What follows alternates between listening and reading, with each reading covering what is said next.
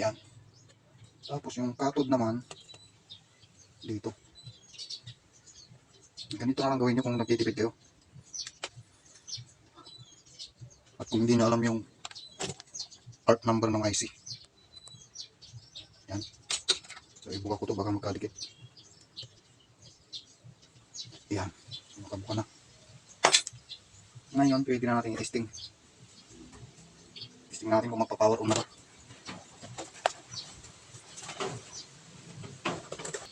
So ito lang gagamitin natin. Hindi na yun. Saksak ko na.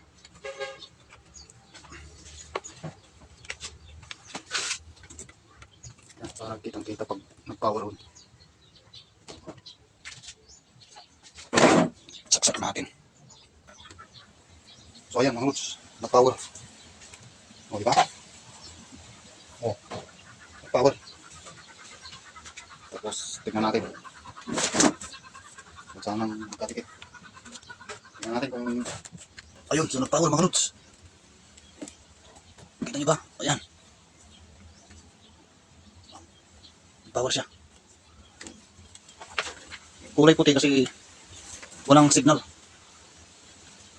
So mamaya, lagyan natin ang signal dyan.